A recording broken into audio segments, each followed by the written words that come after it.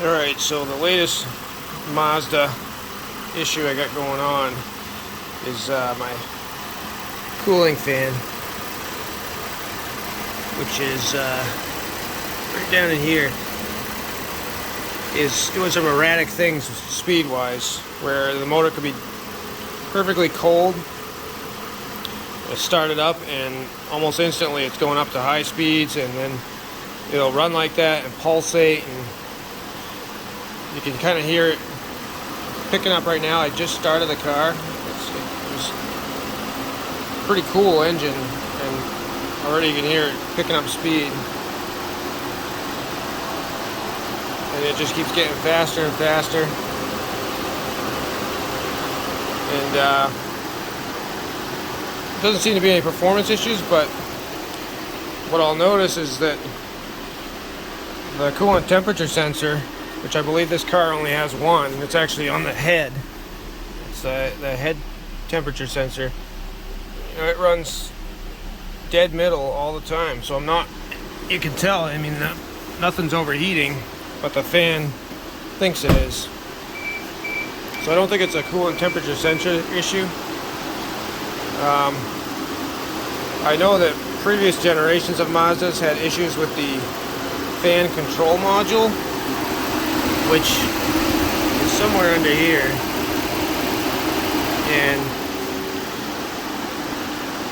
rather than mess around with testing and stuff, I kind of just did what you're not supposed to do, and I'm just going to throw the part at it. So this ain't cheap. It's about 140 bucks. Or that's what I got it for, is the part number. This is 2012 Mazda with a 3.7 liter. But previous generation Mazdas had an issue with this. It was a common problem. I called the dealer about this one, and they said they don't sell that unit for this car hardly ever. And it hasn't, so I'm assuming it's not an issue that's popped up a lot yet, but I'm gonna roll the dice and assume that it's probably that, based on the fact that, you know, I think the car isn't overheating and the coolant temperature sensor seems to be stable. So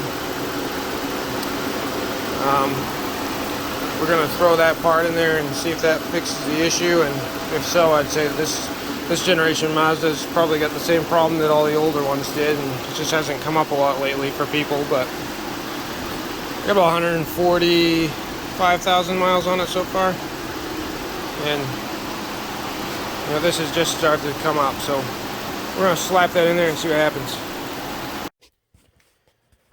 Alright, so we pulled it out. I'll show you where in a second, but here's the old one and here's the new one, and I got a little concerned that the part numbers didn't match, but I don't know if Mazda did an update or what. But you go on there, you know, any dealer's website, and look up the part for this year car, and I'm coming up with that, and this is what was inside the box. So I'm gonna roll with it.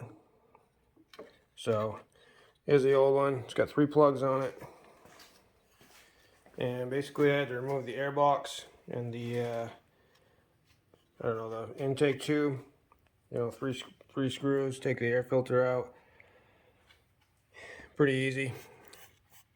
And so this guy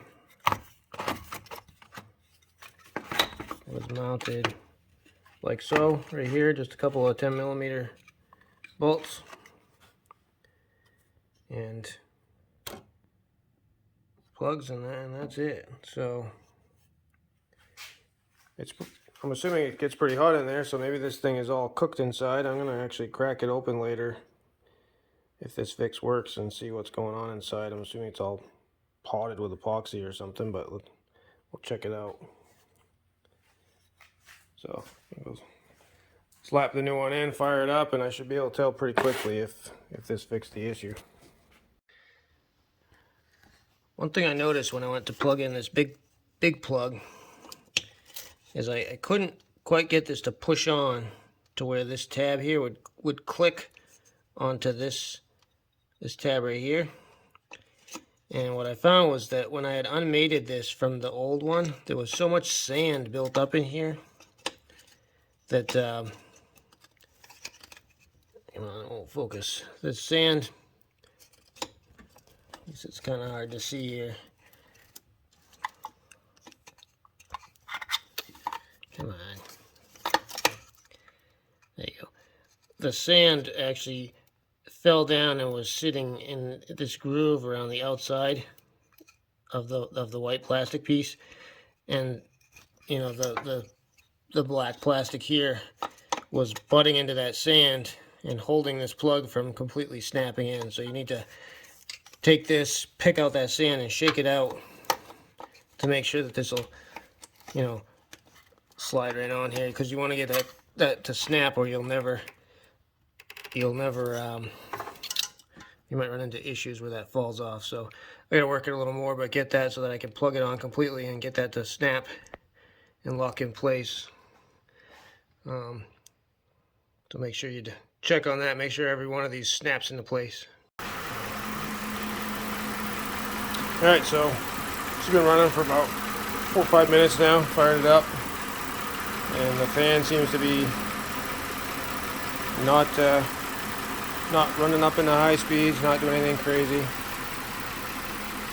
It's probably safe to say that I chose the right issue to go after. So I would say that I'm going to run it now, and we'll know pretty quickly on the road. You know, it was happening quite a bit, and what I find is I'd sit at the stoplights and stuff, and you could just tell it was running high speed, and then you'd pull up to a stop in a parking lot or whatever, turn it off, and you'd hear the fan keep running at high speed for about, I don't know, 5 seconds after you shut the car off. You know, really noticeable, weird behavior. But I think I got it. If this video gets posted online, then you know I got it, because I won't be putting it up if it didn't. So we'll leave it at that. It's pretty easy. I'd say it's a 10-15 minute job. I did pry this cover off, bend the tabs and take it off, but it looks like it's potted. But maybe I'll dig into this a little more and see what's going on in there. Probably not going to see anything that'll tell me what's going on functionally, but I'm curious, so we'll see what I find. Alright, so I popped off that little plastic potted cover. They had some silicone holding it in to seal it, but there's a bunch going on in here. Circuit boards, some capacitors, beyond the scope of my abilities to diagnose, but you know, I thought maybe I'd see some capacitors that were leaking and had failed. You know, that's something that you could probably fix, solder a new one in there or something if you were ambitious, but you know, I'm not really seeing that, and for 140 bucks, I don't think it's worth trying to save this thing. Who knows, being in that hot area and cycling all the time, you know, thermal expansion, contraction, you know, maybe some of the solder joints have gotten cracked or something. But you know, again, like I said, 140 bucks, just toss the new one in and seems to fix the problem. You can see there's a big heat sink on the back of this thing, so you know, there's some voltage regulation or something going on in here that generates some heat. And yeah, it sounds like the problem of the previous generation Mazdas is going to be an issue for this Mazda as well, 2012 time frame. But you know, probably a lot of people haven't seen this yet with this car. It's just starting to pop up now in the 150,000 mile range, but not too bad a job. So there you have it. Till the next issue with the wonderful Mazda. Thanks for watching.